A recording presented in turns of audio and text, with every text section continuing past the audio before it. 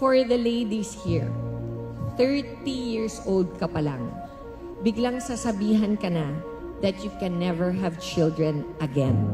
Every woman wants to be a mom. That's the dream. Instant menopause. Imagine that ringing in my ears. This made me so depressed kasi I was only 31 and Lexi was only 6 years old at the time. Naisip ko noon, Lord, kung kukunin mo na po ako at such a young age, sana naman may maiwan akong makakasama ni Lexi sa buhay. Sana po magkapatid siya. So I prayed so hard and I believed I would be blessed with another child. Imagine, from being completely in menopause, after 2 years, my system corrected itself and my period came back. Wala po akong pinupuntahan na doktor. I just continued to take my barley every day.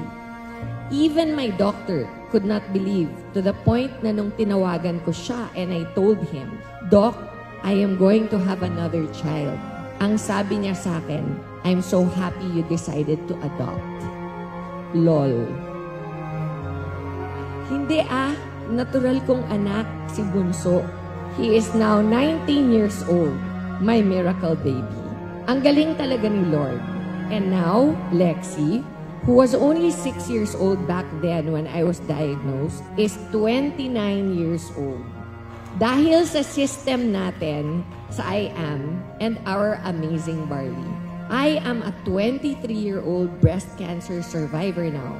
Jesus allowed my pain to become my purpose, which is why I'm standing in front of all of you today. From then to now, I take my barley every single day.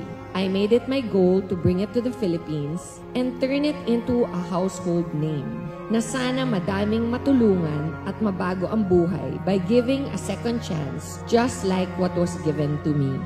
The Lord Jesus made that happen through I Am Worldwide. Kaya maging proud tayo sa ating world-class I Am Amazing Pure Organic Barley. Ang nag-iisang barley na tumulong sa akin at ngayon sa marami pang ibang tao na gumaling at nakapagbago ng madaming buhay. It is not enough to be healed. You must help others heal. It is not enough for your life to be uplifted.